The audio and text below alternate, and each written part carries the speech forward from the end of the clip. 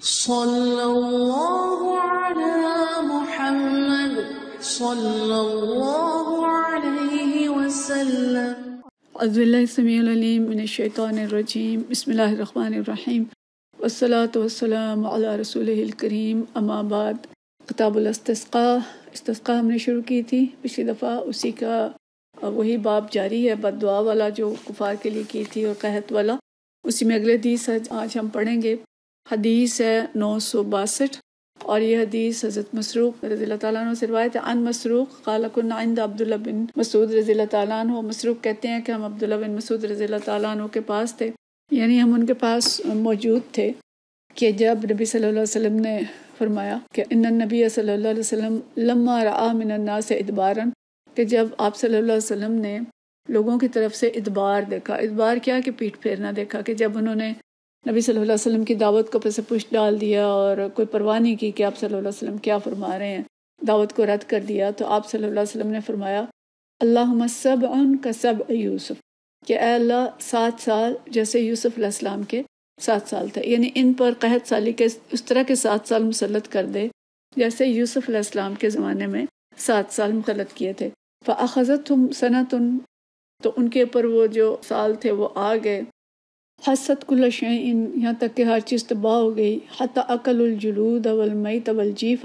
یہاں تک کہ وہ چمڑے کھانے پہ مجبور ہو گئے اور مردار کھانے پہ مجبور ہو گئے۔ جیف جو ابھی بھی مردار کو کہتے ہیں، اور یہ ایسا مردار ہوتا ہے کہ جو مرنے کے بعد پھول چکا ہو، یعنی دونوں ہی مردار اس سے مراد ہیں۔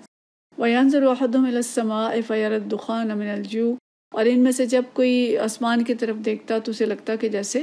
آسمان پہ دھواں چھایا ہوا ہے بھوک کی وجہ سے۔ فَأَتَاهُ أَبُو سفیان، ابو سفیان آئے، فقال، انہوں نے کہا یا محمد، نبی صلی اللہ علیہ وسلم، اے نبی صلی اللہ علیہ وسلم، إِنَّكَ تَأْمُرُ بِطَاعَةِ اللَّهِ وَبِصِلَةِ الرَّحِمِ، کہ آپ تو لوگوں کو اللہ کی اطاعت اور صلہ رحمی کا حکم دیتے ہیں۔ وَإِنَّ قَوْمَكَ قَدْ هَلَكُوا، اور آپ کی قوم ہلاک ہو گئی، یعنی یہاں وہ صلہ رحمی کا تقاضا جو ہے آپ صلی اللہ علیہ وسلم سے کر رہے ہیں۔ فَادْعُوا اللَّهَ لَهُمْ، تو آپ اللہ سے ان کے لیے دعا کریں۔ تو قال اللہ تعالیٰ، پھر یہاں پہ امام بخاری جو ہیں وہ اللہ کی آیات کا حوالہ دے رہے ہیں۔ فَارْتَقِبْ يَوْمَ تَأْتِي السَّمَاءُ بِدُخَانٍ مُبِينٍ، کہ یہ جو سورہ دخان کی آیت ہے کہ انتظار کرو اس دن کا کہ جب آسمان جو ہے وہ ایک واضح دھواں لے کے آئے گا، اللہ قولی، اور دوسرا قول جو وہ اللہ تعالیٰ کی دوسری آیت بیان کر رہے ہیں، إِنَّكُمْ عَائِدُونَ يَوْمَ نَبْطِشُ الْبَطْشَةَ الْكُبْرَىٰ، کہ تم نئے سرے سے مجرم بن جاؤ گے، بت پرستی کرنے لگو گے، اور پھر یہ کہ اس دن کو جب ان لوگوں کو ہم انتہائی شدید گرفت میں لے لیں گے۔ فالبطشۃ یوم البدر، تو کہہ رہی ہے بطشہ تھا،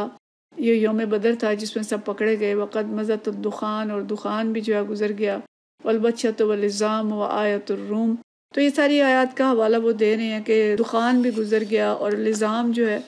وہ یہ کہتے ہیں کہ بدر کی جنگ میں جو قریش پکڑے گئے تھے، رسیوں سے جکڑے گئے تھے، ان کو قیدی بنا لیا گیا تھا، یہ لظام ہے۔ اور روم کی نشانی بھی گزر گئی۔ غلبت الروم، جو سورہ روم کی ابتدائی آیت ہے کہ اہل روم مغلوب ہو گئے، لیکن اس کے مغلوبیت کے بعد چند سالوں کے اندر اندر یہ پھر غالب آ جائیں گے۔ تو یہ بھی بدر ہی کی طرف اشارہ ہے کہ ادھر سے روم والے لوگ غالب ہوں گے اور ادھر سے مسلمان جو ہیں یہ کفار قریش پہ غالب ہو جائیں گے۔ تو یہ مین جو اس حدیث کا مقصد ہے وہ یہ کہ نبی صلی اللہ علیہ وسلم نے ان کے لیے قحط سالی کی دعا کی، اور قحط آ گیا تو ان کے دل نرم ہوئے، اور پھر ابو سفیان جو ہے نبی صلی اللہ علیہ وسلم کے پاس آئے اور آ کے کہا کہ آپ دعا کریں، آپ تو صلہ رحمی کہتے ہیں، تو آپ کا اپنا جو اقتدار ہیں قریش ہیں وہ اس طرح قحط کے عذاب میں مبتلا ہو گئے ہیں۔ تو پھر آپ صلی اللہ علیہ وسلم نے ان کے لیے دعا کی، اور یہاں جو کیفیت ہے وہ یہ ہے کہ بھوک کی وجہ سے وہ ایک تو یہ کہ تباہ ہو گئی ہر چیز، کھیت برباد ہو گئے، کھانے کو کچھ نہ رہا، اور وہ لوگ چمڑے کھانے پہ مجبور ہو گئے۔ یہ جو مرے ہوئے جانور ہوتے تھے ان کی کھال کے اوپر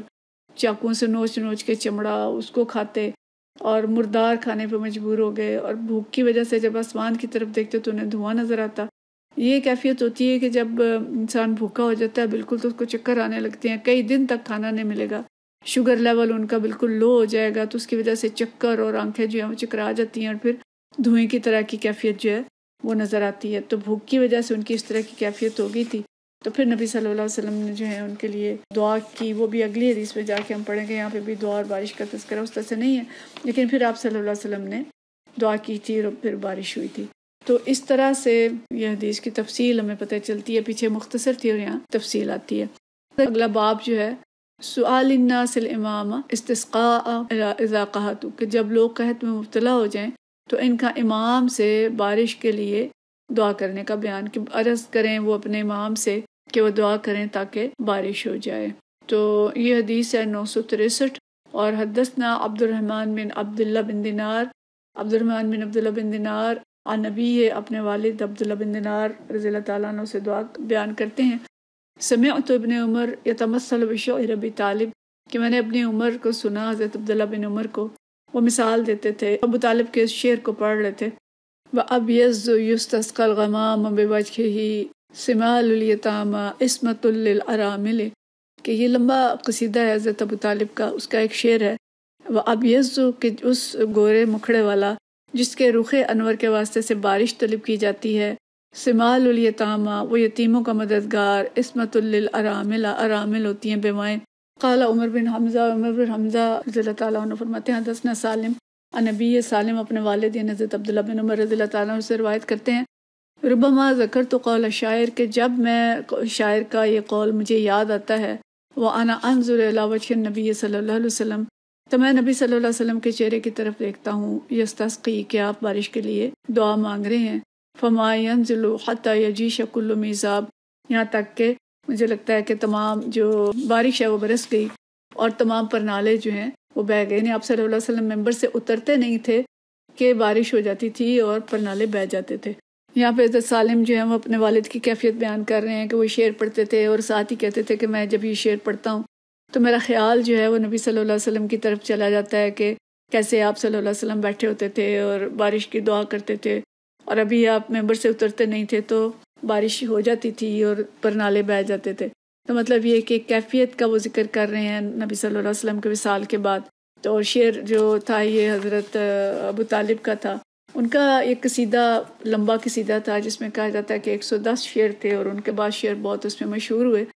تو خاص طور پہ یہ شعر جو تھا جس میں وہ نبی صلی اللہ علیہ وسلم کا بچپن تھا اور اس بچپن میں تعریف کر رہے ہیں کہ وہ گورے مکھڑے والا نبی صلی اللہ علیہ وسلم اور ان کے رخ انور کے واسطے سے بارش طلب کی جاتی ہے۔ تو مطلب یہ کہ بارش کے لیے جب دعا کرتے تھے تو انہیں یہ شعر بھی یاد آتا تھا، اور اسی کے ساتھ نبی صلی اللہ علیہ وسلم کا چہرہ جو تھا وہ ان کی آنکھوں کے سامنے آ جاتا تھا۔ تو یعنی لوگ آ کے آپ صلی اللہ علیہ وسلم سے درخواست کرتے تھے کہ بارش کی دعا کریں، اور آپ صلی اللہ علیہ وسلم دعا کرتے تھے، اور دعا اتنی مقبول ہوتی تھی کہ آپ ممبر سے اترتے نہیں تھے کہ پرنالے جو ہیں وہ بہہ جاتے تھے، اتنی زیادہ بارش ہو جاتی تھی۔ تو باب کیا لگایا تھا امام بخاری نے کہ جب لوگ قحط میں مبتلا ہو جائیں تو لوگ درخواست کریں امام سے